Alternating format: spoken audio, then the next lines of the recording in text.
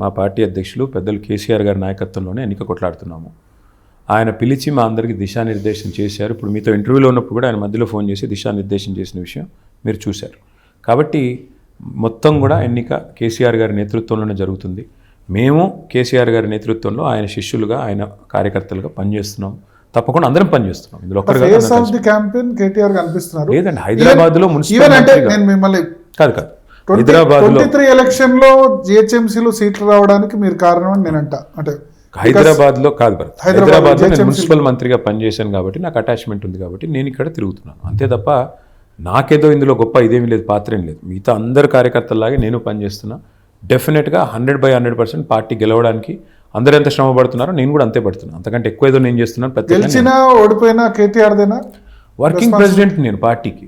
So డెఫినెట్గా ఓటమి అయితే నాదే బాధ్యత, గెలిస్తే మాత్రం అందరి సమిష్టి కృషి, ఓడిపోతే మాత్రం బాధ్యత నాది. దీని తర్వాత పరిణామాలు ఎట్లా ఉంటాయి? 14 తర్వాత ఒకవేళ బీఆర్ఎస్ గెలిస్తే ఎట్లా, ఓడిపోతే ఎట్లా? ఓడిపోయే పరిస్థితి ఉండదు అనొచ్చు. బీఆర్ఎస్ గెలిస్తే అది మా అందరి సమిష్టి విజయం, మొత్తం పార్టీ యొక్క విజయం, పార్టీ కార్యకర్తల విజయం. బీఆర్ఎస్ ఓడిపోతే డెఫినెట్గా ఈ క్యాంపెయిన్కి ఫేస్గా నేనున్నాను కాబట్టి బాధ్యత నాదే అవుతుంది. అందులో బాధ్యత నేను తీసుకుంటాను. అట్లాగే దీని తర్వాత వచ్చే మార్పులు చాలా ఉంటాయి. రాష్ట్ర రాజకీయాల్లో చాలా మార్పులు ఉంటాయి, మీరు చూస్తారు. ఎందుకంటే అల్టిమేట్గా this will set the tone for the entire next few years. అంటే కేసీఆర్ రావాలని మళ్ళీ రాష్ట్రం అంతా కోరుకుంటున్నారని మీరు క్యాంపెయిన్ చేస్తున్నారు. ఓకే, పల్లెల్లోతో పాటు సిటీలో కూడా ఉందా ఆ సిచ్యువేషన్? ఏ సర్వే అయినా చేయండి భరత్ గారు, ఏ సర్వే అయినా. అంటే సిటీ మీకు ఆల్రెడీ కంచుకోట, బట్ పార్లమెంట్లో లేకపోతే కంటోన్మెంట్ ఎలక్షన్లో అది 43% ఓటు వచ్చింది. అంత ఆ విధంగా parliament was a different election Bharat. అది పార్లమెంట్లో భారతదేశం అంతా చీలిపోయింది, ఇట్ట నిలువున చీలింది. కాశ్మీర్ టు కన్యాకుమారి ఒక పార్టీ అతీతం కాదు దానికి. బీజేడీకి 0 వచ్చింది, బీఆర్ఎస్కి 0 వచ్చింది, అకాలీదళకి 0 వచ్చింది, చాలా పెద్ద పెద్ద పార్టీలకు 0 వచ్చినాయి. కాబట్టి parliament is an exception, anomaly. పార్లమెంట్ని అంత సీరియస్గా తీసుకోవాల్సిన అవసరం లేదు. ఈరోజు చూస్తారు కదా మీరు, ఇంకా 1 వీకే ఉంది కదా. 1 వీక్లో you will see the result that BRS has bounced back strong. BRS is going to be the only alternative for this disastrous Congress government. ఇది స్పష్టమైన ప్రజల తీర్పు మీరు చూస్తారు. Okay, thank you KTR. So మొత్తానికి 14వ తేదీ జూబ్లీహిల్స్ ఎన్నిక తర్వాత రాష్ట్ర రాజకీయాల్లో సమూల మార్పులు ఖచ్చితంగా కనబడతాయి. రేవంత్ రెడ్డే తమకి 5 సంవత్సరాలు సీఎంగా ఉంటే 15 సంవత్సరాల పాటు కాంగ్రెస్ పార్టీ రాష్ట్రంలో అధికారంలోకి రావడానికి అవకాశం ఉండదు అన్నది క్లియర్గా చెప్తున్నారు.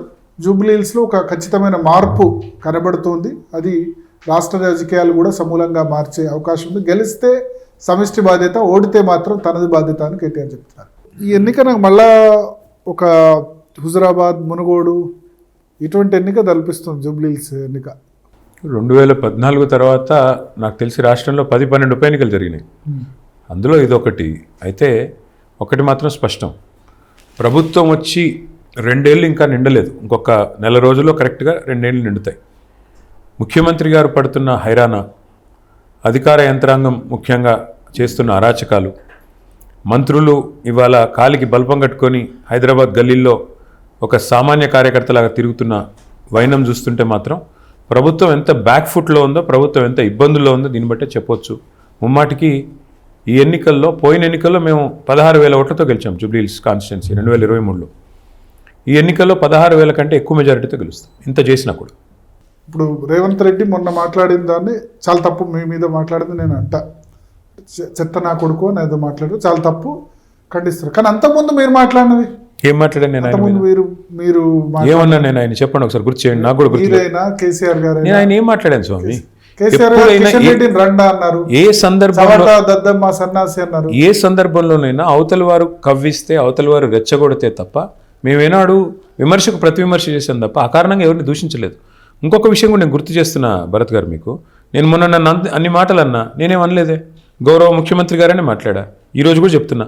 మీరు చెప్పండి, జూబ్లీహిల్స్ ఎన్నికల్లో అంతకుముందు సందర్భాలు మీరు రేవంత్ రెడ్డి వాడు వీడు అని అన్న సందర్భాలు ఉన్నాయి. కానీ ఆయన ఇప్పుడు నేనేమంటున్నా అంటే సందర్భాన్ని బట్టి అవతల వాళ్ళు మాట్లాడితే, ఇప్పుడు కేసీఆర్ గారిని పట్టుకొని నోటికొచ్చినట్టు మాట్లాడితే, ఒక ఉద్యమ నాయకుడు, రాష్ట్రాన్ని తెచ్చిన నాయకుడు, రాష్ట్రానికి పితామహుడు లాంటి నాయకుడు, 2 టర్ములు ప్రజల ఆశీర్వాదంతో ముఖ్యమంత్రిగా పనిచేసిన నాయకుడు, ఇవన్నింటికి మించి నా తండ్రి, ఆయనంటే నా కోపం రాదా? ఒక మిగతా అన్ని విషయాలు పక్కన పెట్టండి, నా తండ్రినంటే, ఇప్పుడు మీ తండ్రినంటే మీకు కోపం రాదా భరత్? అలాంటప్పుడు నేను స్పందిస్తే తప్పెట్లవుతుంది? నెంబర్ 1. నెంబర్ 2, ఈరోజు కూడా చెప్తున్నా, మా మీద ఇంత బురద జల్లుతుంటే, లేని డ్రగ్స్ దొరికినట్టుగా నువ్వు అడ్డంగా మాట్లాడుతుంటే, లేని అవినీతిని ఉన్నట్టుగా నువ్వు చూపెట్టే ప్రయత్నం చేస్తుంటే, దాన్ని పట్టుకొని నీ అసమర్థతను కప్పిపుచ్చుకోవడానికి, 2 ఏళ్లలో నీ అటర్ఫ్లాప్ గవర్నమెంట్ని కాపాడుకోవడానికి నువ్వు జూబ్లీ హిల్స్లో ఇష్టం వచ్చినట్టుగా ఉపన్యాసాలు ఇస్తుంటే కూడా మేమేం అడుగుతున్నాం? ఇవాళ పోటీ జరుగుతున్నది 2 జట్లకు మధ్యన. ఒకటి 6 గ్యారంటీలు అమలు చేయాలని ప్రజల కోసం పోరాడుతున్న మేము ఇటువైపు ఉన్నాం. అవతల వైపు 6 గ్యారంటీలు అమలు చేయకుండా 100 రోజుల్లో చేస్తామని మాట తప్పి ఇవాళ ఈ డ్రామా అంతా చేస్తూ దాని నుంచి డైవర్షన్ గేమ్లు ఆడుతూ తప్పించుకోవాలని ప్రయత్నం చేస్తున్న రేవంత్ రెడ్డి ఇంకోవైపు ఉన్నాడు. మేము లాస్ట్ 2 days మీ క్యాండిడేట్ కుటుంబంలో, మాగంటి సునీత కుటుంబంలో కొన్ని పరిణామాలు జరుగుతున్నాయి, చూస్తున్నారు కదా. మాగంటి గోపీనాథ్ తల్లి మీ మీద ఆరోపణ చేశారు. 6 నెలల తర్వాత, తన కొడుకు చనిపోయిన 6 నెలల తర్వాత వారు అట్లా మాట్లాడుతున్నారంటేనే, వారి వెనకాల 2 కాంగ్రెస్ వాళ్ళు నించోబెట్టుకుని మాట్లాడుతున్నారంటేనే, ఆ ఫోటో చూడండి, మీరు చూడండి ఆ వెనకాల ఎవరు నించున్నారు, ఎవరు మాట్లాడిస్తున్నారో దాన్ని బట్టి అర్థమవుతుంది. అంటే ఎంత దిగజారిపోయింది కాంగ్రెస్ అంటే. 2 ఏళ్లలో ప్రభుత్వంగా ఏం చేయలేదు. జూబ్లీహిల్స్ ప్రజలకి ఫలానా చేసి నేను ఓటు అడుక్కునే పరిస్థితి లేదు. గూండాగిరి, రౌడీ, తర్వాత డబ్బులు పంచడం, మా వాళ్ళ మీద దాడులు చేయడం, మా వాళ్ళ షాపులు తగలబెట్టడం, అట్లాగే చివరికి ఇది అంటే తింపుడు గల్లం ఆశ అంటారు దీన్ని. ఆమె ఏమంటారంటే, నేను అడిగాను కేటీఆర్ నన్ను ఒకసారి నా కొడుకుని చూడనివ్వండి. నేనెవరండి మధ్యలో? ఆయన చనిపోయిన తర్వాత నేను అక్కడికి వెళ్ళాను. గోపి గారు చనిపోయారు, నేను ఎక్కడో అమెరికాలో ఉన్నాను ఆ రోజు. ఆరోపణ చేస్తున్నారు, వచ్చేంత వరకు చనిపోయినా సరే డిక్లేర్ చేయొద్దు అని చెప్పి నాకేం సంబంధం? ఆరోపణ చేస్తున్నారు. మా ఎమ్మెల్యే గారు. ఇంకా బండి సంజయ్ ఇవాళ కొద్దిసేపటి క్రితం ప్రెస్ కాన్ఫరెన్స్, ఆయన పిచ్చోడులే కానీ విచారణ జరపాలి. ఆయన పిచ్చోడు, ఆయన గురించి అంత మాట్లాడాల్సిన అవసరం కానీ పట్టించుకోవాల్సిన అవసరం లేదు. ఆయన ఒక అల్పమైన మనిషి. నేనేమంటాను భరత్ గారు, మా సహచరుడు ఒక ఎమ్మెల్యే చనిపోయారు, నేను పార్టీ వర్కింగ్ ప్రెసిడెంట్ని, నేను ఎక్కడో అమెరికా పర్యటనలో ఉన్నాను. సీరియస్గా ఉన్నారు అంటే నేను బయలుదేరాను. నేను వచ్చే లోపలే ఆయన వచ్చిన తెల్లారు చనిపోయారు. డాక్టర్ ఏఐజీ హాస్పిటల్, అదేమి చిన్న ఆల్తుఫాల్తు హాస్పిటల్ కాదు, డాక్టర్ నాగేశ్వర రెడ్డి లాంటి ఒక అద్భుతమైన వైద్యుడు, ఒక ప్రముఖుడు. దీన్ని కూడా రాజకీయం చేస్తారా? ఇంకోటి, 6 నెలలు అయింది చనిపోయి, ఇప్పుడు ఎందుకు గుర్తొస్తున్నాయి ఎలక్షన్ 3 రోజులు ఉండగా ఈ విషయాలన్నీ? దీన్ని బట్టి అర్థమవుతుంది కదా ఎవరి బుద్ధి ఏంటో, ఎవరి వాదన ఏంటో. ఇంకోటి, ఆవిడ చనిపోయినప్పుడు ఆవిడ అక్కడే ఉన్నారు, అంత్యక్రియల దాకా అక్కడే ఉన్నారు. కేసీఆర్ గారు వచ్చినప్పుడు పరిచయం చేశాను నేనే, ఈవిడ వారి మదరు, వారి బ్రదర్ అని. ఆ రోజు ఇవన్నీ గుర్తురాలేదా? 6 నెలలు ఎందుకు పట్టింది మీకు ఈ విషయాలు? సడన్గా ఎలక్షన్ ఇంకా 3 రోజులు ఉందనగా ఎందుకు చెప్తున్నారు? అడిగారా? ఏం అడిగారు? నా కొడుకు వాళ్ళ కుటుంబంలో తగాదాలు ఉన్నాయి బ్రదర్, నేనేం చేస్తాను దానికి? ఇప్పుడు మీ ఇంట్లో తగాదాలు ఉంటే నేను చేయలేను భరత్. మన ఇద్దరం ప్రొఫెషనల్ కొలీగ్స్, మీ ఇంట్లో మీకెవరితో తగాదా ఉంది, వారు వచ్చి నాకు ఏమైనా చెప్పి నేను నాకు ఎందుకంటే మీరు చూసుకోండి అంటాం, అంతే కదా. మరి మాకేం సంబంధం బ్రదర్ వాళ్ళ ఇంట్లో తగాదాలు? వాళ్ళు ఎప్పటి నుంచో గొడవలు ఉన్నాయి. మనిషి చనిపోయిన తర్వాత ఎందుకు అని చెప్పి హరీష్ రావు గారికి నేను చెప్పాను, మీరు వారిని చూసుకోండి, వాళ్ళ తల్లిగారు వాళ్ళ బ్రదర్ ఉన్నారు, వాళ్ళు చూసుకోండి, నేను వాళ్ళ భార్య పిల్లల పాపం ఏడుస్తున్నారు, నేను వాళ్ళతో ఉంటాను. అది కూడా రాజకీయం చేస్తే, ఇవాళ దాన్ని కూడా రాజకీయ ఇష్యూ చేస్తే నేను ఏం చేయాలి బ్రదర్? నేను నాకు అర్థం కాదు. ఇంత అన్యాయమా? ఇప్పుడు ఎట్లా అంటే, మాగంటి గోపీనాథ్ మృతి మీద విచారణ జరగాలి అని చెప్పి వాళ్ళ ఇంత అల్పమైన మనుషులు అయిపోయారంటే రాజకీయంలో, ఇంత చిల్లర రాజకీయాలు అయిపోయినాయి అంటే, తుచ్చమైన రాజకీయాలు అంటే కనీస సంస్కారం కూడా లేదు. ఇవాళ ఒక వ్యక్తి చనిపోయారు, ఆవిడ భార్య ఎలక్షన్లో మా క్యాండిడేటు, ఆవిడ ఏడిస్తే దాన్ని రాజకీయం చేస్తారు, దాన్ని ఇష్టం వచ్చినట్టు మాట్లాడతారు. మీద నుంచి ఇంత అల్పంగా ఇవాళ ఆయన మృతి మీద రాజకీయం చేస్తున్నారు. చనిపోయిన వ్యక్తి మీద ముఖ్యమంత్రి నిందారోపణలు చేస్తాడు. ఇంతకంటే చిల్లర రాజకీయం ఉంటుందా భారతదేశంలో ఎక్కడ? ఇంకొక ఆరోపణ కూడా, బినామీ ఆస్తులు ఉన్నాయి మీ పేరిట మాగంటి గోపీనాథ్. ఇప్పుడు ఇట్లాంటప్పుడు ఎడమకాలు చెప్పు తీసుకుని కొట్టాలనిపిస్తుంది. అట్లా మాట్లాడిన వాడిని ఎడమకాలు చెప్పు తీసుకుని కొట్టాలా? ఎవరండి బినామీ? ఎవడు బినామీ? ఏం మాట్లాడతారు నాకు అర్థం. ఇంత దరిద్రం రాజకీయం, ఇంత అల్పంగా మాట్లాడతారా? మీరు ఎక్స్పెక్ట్ చేయలేదు ఎలక్షన్ ముందు ఇది తగాదాలు ఇక్కడ దాకా వస్తే? నాకు రేవంత్ రెడ్డి చిల్లరగాడని తెలుసు కానీ ఇంత చిల్లరగాడని తెలియదు. బండి సంజయ్ చాలా చిల్లరగాడని తెలుసు కానీ ఇంత నీచుడని తెలియదు. అంతకంటే ఏం చెప్పాలి నేను? అంటే రాజకీయాల్లో దమ్ముంటే నీ బీజేపీ ప్రభుత్వం ఏం చేసిందో, ఏం పీకిందో 11 ఏళ్లలో తెలంగాణకి చెప్పి ఓటు అడుగు. అది గొప్పతనం. అంటే ప్రతిసారి దిక్కుమాలి నోరేసుకొని మాట్లాడడం, ఎంతసేపు హిందువులు ముస్లింలు చిల్లర మాటలు మాట్లాడడం, అది ఒక ఆయనకు అలవాటు. ఇంకొక ఆయనకేమో 2 ఏళ్ళు పీకిందేం లేదు కాబట్టి పాపం ఆయన కింద మీద పడి ఇట్లాంటి అడ్డమైన డ్రామాలు చేసి 4 ఓట్లు దొబ్బుదామని చిల్లర ప్రయత్నం చేస్తున్నాడు. గూండాలను పెట్టి బెదిరించడం, చివరి కుటుంబంలో చీలికలు పెట్టడం, కుటుంబ సభ్యులతో ఆరోపణలు చేయించడం, ఇదే రాజకీయం.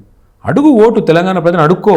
నేను ముఖ్యమంత్రిగా అటర్ఫ్లాప్ అయ్యాను, దండం పెడతాను, నా పదవి పోయేటట్టుంది ఎలక్షన్ ఓడిపోతే, మా రాహుల్ గాంధీ నన్ను తంతాడు, కాబట్టి దయచేసి నాకు ఓటు వేయండి. మా భయమే కదా, లేకపోతే ఎందుకు తిరుగుతున్నాడు కాలికి బల్పం కట్టుకొని? మీరు చెప్పండి, ఎప్పుడన్నా ఒక ముఖ్యమంత్రి భారతదేశ చరిత్రలో ఒక ఉప ఎన్నికలో ఎనిమిది రోజులు ప్రచారం చేసిన ముఖ్యమంత్రి ఎవడన్నా ఉన్నాడా ఈ దేశంలో? ఒక్కడిని చూపెట్టండి. ఒక్క అసెంబ్లీ సీటు. అంటే మీ లక్ష్యం కూడా రేవంత్ రెడ్డి కాకుండా ఎవరు ముఖ్యమంత్రి అయినా పర్లేదు. రేవంత్ రెడ్డి గారు 5 ఏళ్ళు ఉంటేనే కాంగ్రెస్ 15 ఏళ్ళు ఈ రాష్ట్రంలో చచ్చిపోతుంది. మాకు అది కావాలి. 5 ఏళ్ళు ముఖ్యమంత్రి ఉంటే ఆయన 5 ఏళ్ళు ఉంటే ఇప్పుడు 2 ఏళ్ళకే ఈ పరిస్థితి వచ్చింది. లిటరలీ ఓటుకు 5,000 పంచాల్సిన పరిస్థితి వచ్చింది రేవంత్ రెడ్డికి. అంటే వేరే వాళ్ళు ఉంటే ఈ పరిస్థితి రాకపోనా కాంగ్రెస్ ముఖ్యమంత్రి? నేను 1000% చెప్తున్నా బ్రదర్, ఇది కాంగ్రెస్ కాదు. ఫస్ట్ ఆఫ్ ఆల్ ఇది ఒక విచిత్రమైన హైబ్రిడ్ మిక్స్. ఇందులో బీజేపీ, కాంగ్రెస్, టీడీపీ, నానా రకాల సంస్థలు ఉన్నాయి అందులో. అది కాంగ్రెస్ కాదు ఇప్పుడు ఉన్నది, అదొక కల్తీ కాంగ్రెస్. మరి రాహుల్ గాంధీ ఎందుకు స్పేర్ చేస్తున్నారు అట్లా ఉంటే? పాపం ఆయనకి 2 విషయాలు. ఒకటేమో ఆయనకి అంత ఇది లేదు, ఆయనకి అవగాహన లేదు. అసలు రూపాయి రేవంత్ రెడ్డి గారు ఇక్కడ అవినీతితో సంపాదిస్తే రాహుల్ గాంధీ గారు మొహాన్ ఆయన కొడుతుంది 10 పైసలు, 30 పైసలు అమిత్ షాకు పంపుతున్నాడు, 60 పైసలు జేబులో వేసుకుంటున్నాడు. రాహుల్ గాంధీకి చెప్పేటోళ్ళు లేదు కదా. 30 పైసలు పడుతుంది అంటే మీరు ఇంత అమాయకంగా ఉంటే ఎట్లా పడుతుంది? మీరు బీజేపీ కాదండి, కేంద్ర ప్రభుత్వంలో ఉండే హోంమంత్రి. ఈయనకి ఎట్లా నడుస్తుంది అనుకుంటున్నారు? మొత్తం ఈయనకి మీద కేసులు కాకుండా అమిత్ షా మీద కేసు ఎందుకు రద్దు చేశాడు రేవంత్? మీరు నాకు చెప్పండి. ఎలక్షన్ కేసు ఎందుకు వెనక్కి తీసుకుంది రాష్ట్ర ప్రభుత్వం? నో రాష్ట్ర ప్రభుత్వం కేసు వెనక్కి తీసుకుంది. ఎందుకు తీసుకుంది చెప్పండి మీరు. వాళ్ళు కూడా పెట్టారు, హోమ్ మినిస్ట్రీ వాళ్ళు రేవంత్ రెడ్డి దీన్ని అమిత్ షా మీరు చాలా అమాయకంగా ఉన్నారు లేండి భరత్ గారు. ఎలక్షన్ కేసు అమిత్ షా గారి మీద వెనక్కి తీసుకున్న వ్యక్తి రేవంత్ రెడ్డి గారు. ఎందుకు తీసుకున్నారు? లేకపోతే అమిత్ షా గారు నేను బొక్కలో వేస్తానంటారు భయపడి తీసుకున్నారు. అంటే రేవంత్ రెడ్డి గారి బలహీనతల్ని అమిత్ షా గారు సొమ్ము చేసుకుంటున్నారు. ఈయనకి సీటు కాపాడుకోవడానికి అక్కడ పాపం కప్పం కట్టుకుంటూ కాపాడుకుంటున్నారు. ఏం చెప్పాలి అంతకంటే? 6 గ్యారెంటీలో 2-3 గ్యారెంటీలు అమలు చేసామంటే ఏంటి అమలు చేశారు? 2 గ్యారెంటీలు అమలైనాయి. 2 గ్యారెంటీలు అమలైనాయి. 500 సిలిండర్, 200 యూనిట్ లోపు. భరత్ గారు మీరు 6 గ్యారెంటీలు సరిగా చదివినట్టు లేరు మీరు. 6 అంటే 15 ఉన్నాయి. అట్లాగే 6 అంటే 15 ఉన్నాయి, 15 అంటే 420 ఉన్నాయి. కాదు 6 అంటే 15 ఉన్నాయి, 15లో ఇంకా 420 ఉన్నాయి.